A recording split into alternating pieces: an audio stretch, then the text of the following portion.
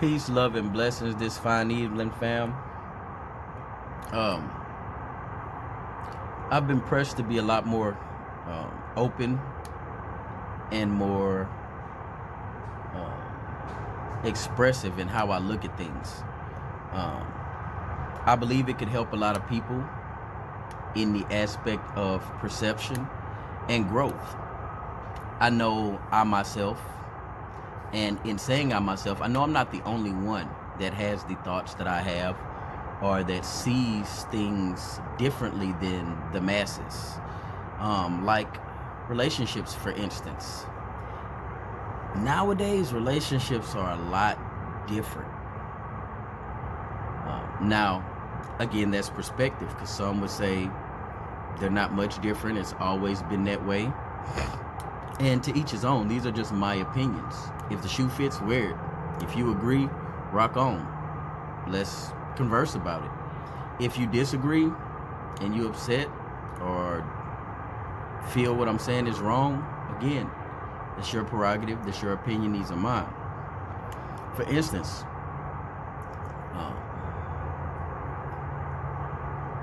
when delving into the dating pool this year, whether you're single, whether you're getting out of a marriage, whether you just been off the market for a while, we need to ask ourselves some things to identify how we truly feel about it. Because let's be honest, in order to be the best partner for another individual, you have to know yourself. So the first question is, what is your definition of love?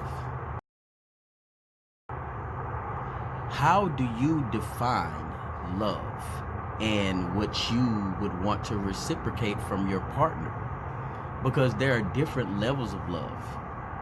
Different individuals see loving them as something different than you may see it. In the society we live in, we've been conditioned with a concept that doesn't necessarily align with healthy relationships. Like, for instance, a person feels like you truly loving them is dealing with all the hurt, all the hatred, all the negativity that they spew at you, all the baggage that they carry that they may not realize, or they just have not had a chance or put the work in to let go.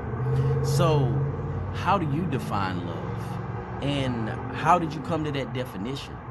Because many things that we say or perceive the world to be are nothing more than expressions of our internal self onto the world.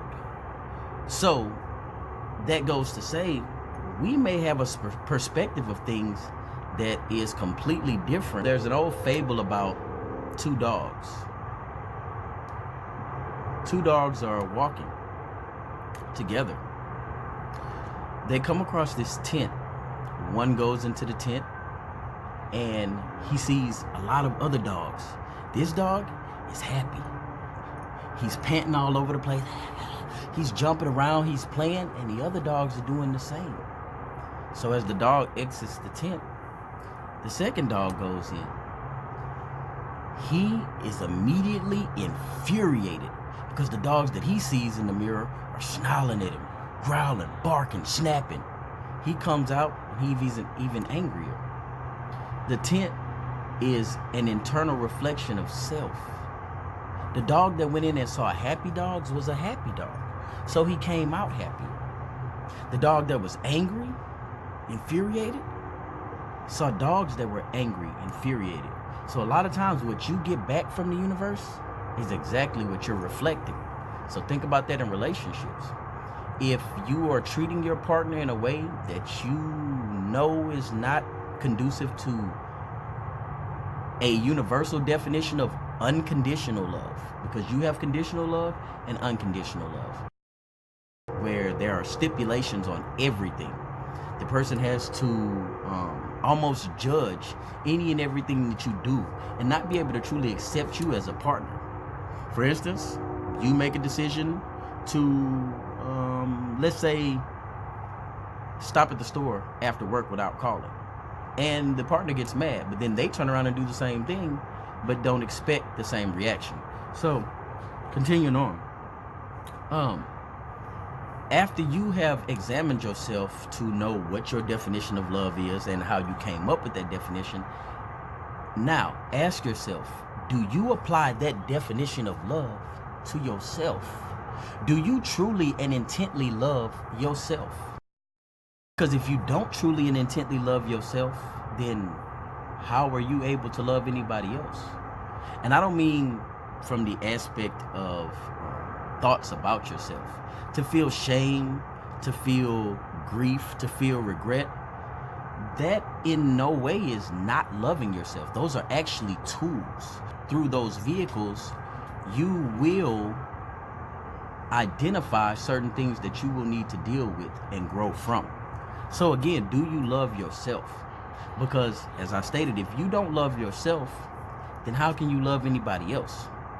If you don't truly know what makes you tick and what things you are willing to deal with, then you will be in a recurring cycle of doing things for the benefit of another.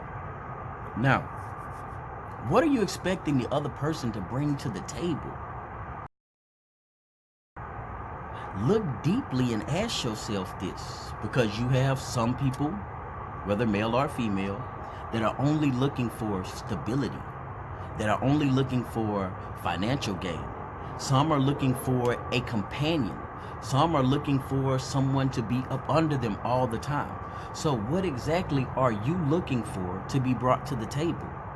Now, on the opposite spectrum of that, what do you bring to the table? Be honest with yourself. If you just laying in the bed and you feel like you can, play in the sheets and that's all you need to bring to the table, in today's world, you have a big issue in front of you, because not everybody is just wanting that now. So if you're thinking bedroom play is all you need to bring to the table, most don't want that long term.